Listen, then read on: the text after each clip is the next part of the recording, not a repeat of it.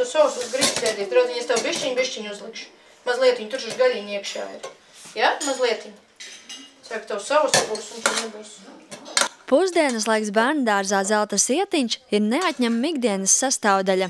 Kad zupas bļoda tukša, auklīta Liena to piepilda ar uzturvielām bagātu otro ēdienu. Kas bija šodien pusdienās? Zupa bija, ja? Un kas vēl bija? Grīķi. Tev garšo grīķi?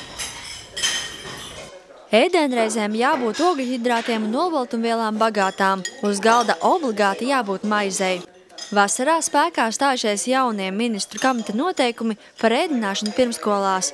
Galvenās izmaiņas skars sāls un cukura daudzumu pārtikā. No pagājušā gada mēs pat esam savā laikā bija tā dzīve pirkstiņu vai ko, tad no tiem mēs arī esam atteikušies. Ja? Tā kā praktiski ir viss gatavots uz vietas, ieskaitot malto gaļu, kas tiek malts, kā ir paredzēts uz vietas, nevedam iekšā malto gaļu. Un viss tas tiek gatavots uz vietas, ja, kad gan kartupeļu pankūks, gan viss tie nav nekādi saldētie produkti. Tie arī netrīkst būt, ja, tie arī nosaka ministra kabineta noteikumus. Par lielāko ieguvumu bērndārs min jauno pavāru komandu. Šādas izmaiņas notikušas jau pērn, kad pēc 40 bērnu saslimšanas ar salmonellozi tika pieņemti stingrāki noteikumi ēdināšanas kvalitātei. Arī vecāki nešaubās. Viņu atvasēm der tikai kvalitatīvākie produkti. Protams, es nerunāju par tiem derīguma termiņiem un par kādiem akciju precēm, jā, jo tas viss, protams, ir tie jaunie organismi, kuri ņem to, nezinu, kā labāk to pateikt, ka viņam vajag visu to labāko, lai varētu attīstīties, augt un dabūt to enerģiju dzīves priekā.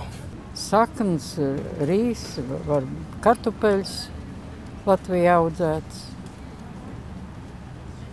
Bērniem būtu veselīga barība.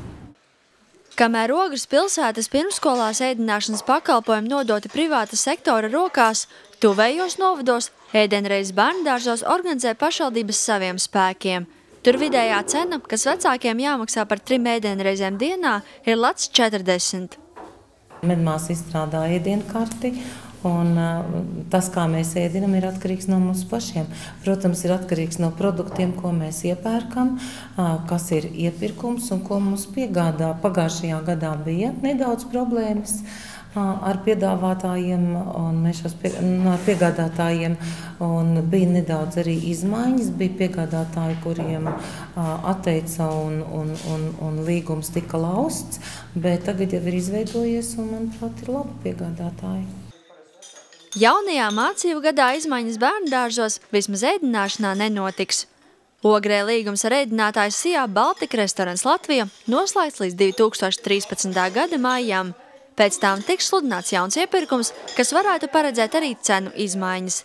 Laura Liepiņa, Zanta Treško, Ogres televīzija.